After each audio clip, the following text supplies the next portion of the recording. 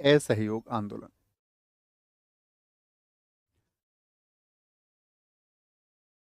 Note करेंगे भैया अच्छे से। असहयोग आंदोलन। Non cooperation.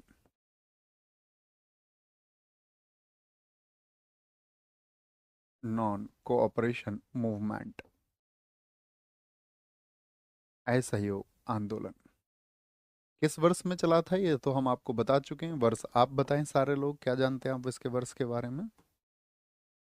किस वर्ष में ये चला था असहयोग आंदोलन। याद रख लेना, ये पहला जन आंदोलन था जिसमें पूरे देश की जनता की भागीदारी ही।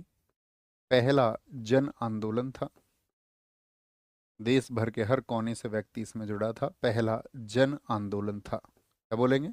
दिस वाज, क्या बोलेंगे? This was the first mass movement. This was the first mass movement. Mass movement, यह पहला जन आंदोलन था। पहली बात तो ये। दूसरी बात क्या है? 1 अगस्त 1920 को शुरू हुआ था। 1 अगस्त 1920 को शुरू हुआ। Started from started from started from 1 अगस्त 1920। 1 अगस्त 1920 को ये शुरू हुआ। अब हमको ये समझना है कि असहयोग आंदोलन के शुरू होने के कारण क्या थे। What was the reasons. तो उन कारणों पर जरा ध्यान से आप लोग प्रकाश डालेंगे तो हम देखेंगे। अगर उसके हम कारणों की बात करते हैं तो यहाँ कहीं किनारे पे समझो, पहले बैकग्राउंड समझो, पेन रख दीजिए। ये आप जानते हैं सारी घटनाओं को। तो इसके कारण में सबसे प्रमुख कारण हम कहेंगे रॉलट एक्ट। आप जानते हैं रॉलट एक्ट किस वर्ष में आया था? रॉलट एक्ट आप कहेंगे जिसको काला कानून कहा गया, या जो भारत में जितनी भी साथी आपका क्रांतिकारी गतिविधियां थी, जितना भी रिवॉल्यूशनरी एक्टिविटीज था, उसको सप्रेस करने के लिए आया रॉलट एक्ट, सिडनी रॉलट की अध्यक्षता में 1919 में।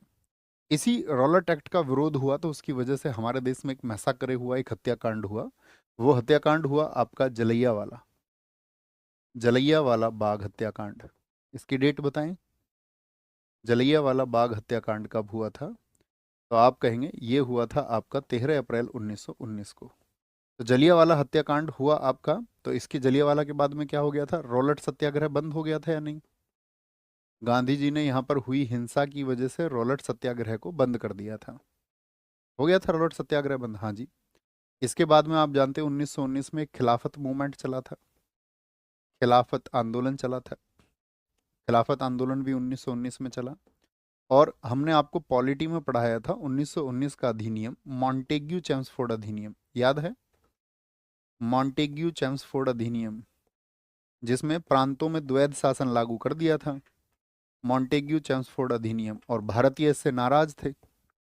भारतीय इससे नाराज थे और ये मॉन्टेग्यू चेम्सफोर्ड अधिनियम क्या हो गया था? असफल हो गया था। यानी भारतीयों की जो महत्वाकांक्षा थी उन पर ये खरा नहीं उतरा था बिल्कुल भी। तो ये 1919 की घटनाएं हैं जो उस समय पर क्रमवार तरीके से हुई। तो मॉन्टेग्यू चेम्सफोर्ड अधिनियम जब असफल हो गया तो इसके बाद में घोषणा की गांधी जी ने 28 जुलाई को, आपको पता होगा तो 28 जुलाई 1920 में असहयोग आंदोलन की घोषणा। ये डेट बहुत महत्वपूर्ण है, इसको मार्क कर लीजिए। असहयोग आंदोलन की घोषणा। असहयोग आंदोलन की घोषणा हुई थी। ये हमने आपको खिलाफत आंदोलन के समय पर भी बताया था कि गांधी जी ने क्या कहा था, खिलाफत और असहयोग आंदोलन दोनों साथ साथ चलेंगे। ये बात गांधी जी ने की थी या नहीं की थी? तो आप कहेंगे हाँ जी, बिल्कुल की थी। तो 28 जुलाई 1920 को असहयोग आंदोलन की घोषणा हो गई। और असहयोग आंदोलन में घोषणा हुई कि कब ये आंदोलन शुरू होगा। तो 1 अगस्त 1920 को घोषणा क्या की गई? Announcement of non cooperation movement that we will start it from August of 1920। 1920 1 अगस्त से हम इसको शुरू करेंगे। अब आप समझेंगे जब असहयोग आंदोलन को शुरू किया गया तो ये तो उसकी पृष्ठभूमि है, उसके कारण है जिन्होंने असहयोग आंदोलन को जन्म दिया। लेकिन जब किसी आंदोलन को हम शुरू कर रहे हैं तो उसका एक उद्देश्य होगा। जैसे चंपारण का एक उद्देश्य था कि भाई किसानों को नील का जो खेती है उससे मुक्ति दिलानी है। या खेड़ा आंदोलन का क्या उद्देश्य रहा? तो किसानों का लगान को माफ करवाना है। अहमदाबाद मिल मजदूरों का क्या जो अहमदाबाद मिल मजदूर आंदोलन हुआ, तो यह हड़ताल हुई, उसका क्या उद्देश्य था? तो उद्देश्य था क्या, आप बताएं मुझे। तो वहां पर उद्देश्य था उनको जो बोनस की मांग थी वो उनको दिलवानी थी। तो किसी मूवमेंट का हमेशा एक उद्देश्य होता है। तो यहाँ पर लिखना असहयोग आंदोलन के क्या ऑब्जेक्टिव थे, क्या उद्देश्य थे। असहयोग आंदोलन के क्या उद्देश्य थे, बहुत बार पूछा जाता है इससे सवाल। ऑब्जेक्टिव्स, इसके उद्देश्य थे, पहली चीज, जो जलियांवाला बाग हत्याकांड हुआ है उसके जो भी पीड़ित हैं उन सबको न्याय मिले। जलियांवाला के पीड़ितों को न्याय, जलियांवाला के पीड़ितों को न्याय मिले। Justice should be granted to Jallianwala victims. तो लिख लीजिए आसान से शब्दों में, justice for Jallianwala, Jallianwala victims. दूसरी चीज क्या बोलेंगे यहाँ पर, एक क्या है, स्वराज्य, स्वराज्य प्राप्ति। भाई हम किसके अधीन थे, तो आप कहेंगे भैया ब्रिटिश शासन के अधीन थे, तो इसको प्राप्त करना था। और तीसरी चीज है खिलाफत आंदोलन को न्याय मिले। खिलाफत आंदोलन किस देश के समर्थन में चल रहा था, आंसर करिए। खिलाफत आंदोलन को न्याय, जस्टिस फॉर खिलाफत मूवमेंट, जस्टिस फॉर खिलाफत मूवमेंट,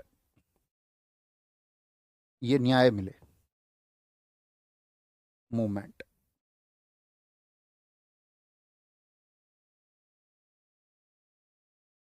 तो ये तीन प्रमुख उद्देश्यों के साथ में आपका असहयोग आंदोलन शुरू हुआ था। यहाँ तक की बात में कोई दिक्कत, कोई परेशानी? जलियांवाला बाग आप जानते हैं किस तरह से यहाँ पर आपका पीड़ितों को न्याय की जरूरत थी। तो राज्य आप जानते हैं क्योंकि फर्स्ट वर्ल्ड वॉर के टाइम पर उन्होंने इस बात को प्रॉमिस किया और हम लोगों ने उनकी मदद की। ठीक है, अतिरिक्त बातें नहीं करें, अतिरिक्त बातें नहीं करें। इट्स अमन कह रहे हैं सर 2 वर्ड शंकर नायर पे, शंकर नायर पर हम काफ़ी वर्ड बोल चुके हैं पहले ही, 2 वर्ड्स नहीं, हम शायद 20 वर्ड्स उन पर बोल चुके हैं। और आप आज इंटरनेट के युग में हैं साथी, तो किसी भी व्यक्ति के है ना। तो तुर्की के समर्थन में था, दीप मौर्य ने एकदम से ठीक कहा है। तो इन उद्देश्यों के साथ में शुरू हुआ और असहयोग आंदोलन का एक प्रस्ताव रखा गया। असहयोग आंदोलन का प्रस्ताव कहाँ रखा गया था कि भाई हम असहयोग आंदोलन शुरू करने जा रहे हैं। हालांकि बहुत सारी कमेटी भी बनी थी जिन्होंने ये कहा था कि अभी देश असहयोग आंदोलन के लिए तैयार नहीं है। असहयोग आंदोलन का प्रस्ताव, proposal of non cooperation movement, proposal of non cooperation non cooperation movement. तो असहयोग आंदोलन का जो प्रस्ताव रखा गया, असहयोग आंदोलन का प्रस्ताव रखा गया था आपका सितंबर 1920 में। तो बताएंगे 1920 में कांग्रेस के अध्यक्ष कौन थे? सितंबर 1920 में ये रखा गया, ठीक है, सितंबर 1920 में। और कहाँ था? कलकत्ता का एक विशेष अधिवेशन था, कलकत्ता विशेष अधिवेशन में, कलकत्ता का स्पेशल सेशन था ये कांग्रेस का, कलकत्ता का विशेष अधिवेशन था। और जिसके अध्यक्ष थे आपका लाला लाजपत राय। 1920 में ये पूछा जाता है बहुत, ठीक है, अध्यक्ष कौन थे? लाला लाजपत राय, लाला लाजपत राय। और ये 4 सितंबर की बातें हैं, 4 सितंबर 1920 की। तो जैसे ही इन्होंने असहयोग आंदोलन का ये प्रस्ताव दिया और इसके अध्यक्ष थे, तो सभी लोगों ने क्या बोला कि हाँ असहयोग आंदोलन जो है अब शुरू कर देना चाहिए। लेकिन यहाँ पर एक चीज और आएगी, नोट कर लेना, जो नागपुर अधिवेशन था 1920 का ही, नागपुर अधिवेशन, यहाँ पर इसको विचार मंथन हुआ था उस पर असहयोग आंदोलन का, और लगभग उसको शुरू करने की बात कर दी गई थी, लेकिन उसको जो पुष्टि दी गई, पुष्टि कंफर्म किया गया उसको, नागपुर अधिवेशन 1920 में। यहाँ पर अध्यक्ष कौन थे बताएंगे? 1920 में इस प्रस्ताव की पुष्टि हुई, इस प्रस्ताव की पुष्टि हुई, इस प्रस्ताव की पुष्टि हुई। याद रख लेना, क्या बोलेंगे यार, ये ऐसे रख लो, प्रोपोजल कंफर्मेशन, सिर्फ इतना सा वर्ड याद रख लेना, प्रोपोजल कंफर्म्ड इन नागपुर सेशन।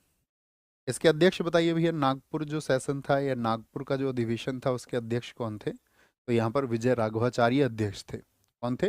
विजय राघवाचार्य। बहुत बढ़िया, रोली रावत जी ने एकदम ठीक आंसर दिया है। बहुत बढ़िया जी, वेरी गुड। तो नागपुर अधिवेशन में इस प्रस्ताव को जैसे ही आपका स्वीकृति मिली तो यहाँ पर अन्य बहुत सारी चर्चाएं भी हुई कि भाई जब हम असहयोग आंदोलन को चलाने जा रहे हैं तो इसी नागपुर अधिवेशन में क्या हुआ था। इसी नागपुर अधिवेशन में एक तो आपका प्रपोजल को कंफर्म कर दिया गया यहाँ पर, ठीक है।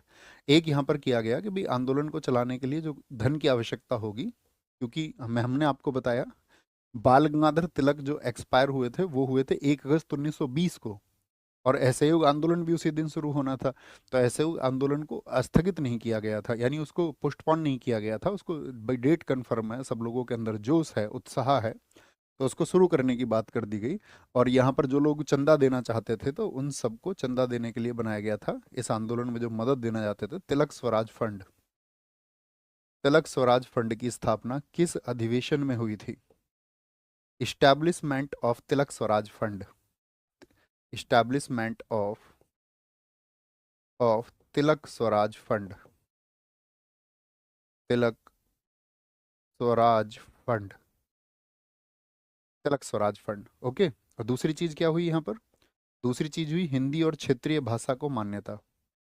हिंदी और, क्योंकि इससे पहले बहुत अंग्रेजी का बोलबाला हो गया था, हिंदी और क्षेत्रीय भाषा को मान्यता।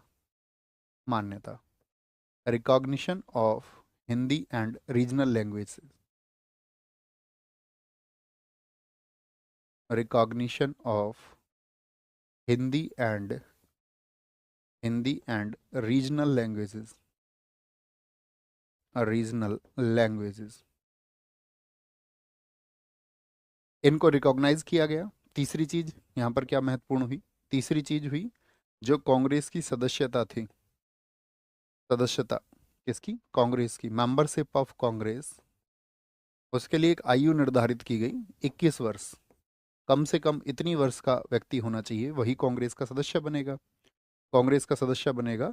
और सदस्यता के लिए 4 आना शुल्क भी तय किया गया, वार्षिक। कितना पैसा देना पड़ेगा? कांग्रेस की सदस्यता के लिए 4 आना शुल्क देना पड़ेगा।